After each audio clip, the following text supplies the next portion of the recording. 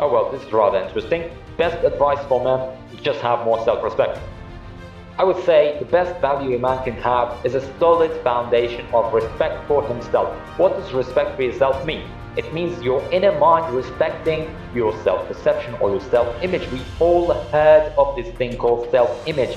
What is this self-image? Well, we think thoughts about ourselves every day, every moment. Anything that happens, we think about ourselves. How we behave, how others perceive us, how we did, whether we succeeded or failed. We're going to think something about ourselves. Over time, those thoughts are going to accumulate inside of our mind or paint this image of us inside of our mind. It's inside of our mind. No one else is going to see it or affect it unless we tell them of it. And no one else is going to affect it. Absolutely no one else. Not even the highest skilled psychiatrist, not even the most loving parents or most caring friends. They're not going to be able to make us respect ourselves more.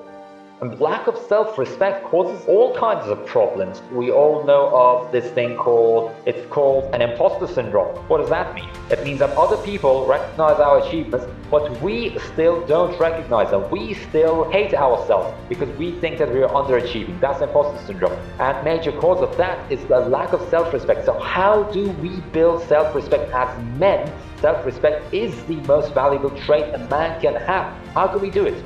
Well, we have to be able to tell our mind to respect our decisions more. Well, how to do that? Let's say you make a promise. For the other person to be able to respect you is for you to honor your promise. Well, honor your promises to yourself. Whenever you decide on something, let's say you're overweight, you want to lose weight, you decide on losing weight. Well, actually, with that decision, follow through with it. Let's say you promise yourself to walk for 1,000 steps every day. I mean, follow through with it. It doesn't have to be 1,000 steps right off the bat. It doesn't have to be 1,000 steps. It can have 500 steps every day. It can be 1,000 steps every week. But you follow through with those small goals, like those goals that are small, but follow through with them. Once you do this, you are slowly honoring your promises to yourself. What that does is that it tells your inner mind that, hey, I'm honoring my promises to myself. I am more of a reliable person. I am more of a reliable person than before. I am more what we call assertive. Your inner mind is going to remember that. Over time, it's going to change whatever kind of self-image you have to a more assertive person, to someone who respects themselves more, to someone who honors more their promises to themselves. Well, if you honor your promises to yourself, you're going to be more likely to be the one who honors their promises to other people, and other people also are going to notice over time. Your behavior will change. Other people are going to notice. They're going to want to get closer to you more. They're going to want to talk to you more. You suddenly become more of an attractive man. Maybe before all this, you would actually go to attract the attention of some girl. But after becoming more assertive, girls are going to be more attracted to you.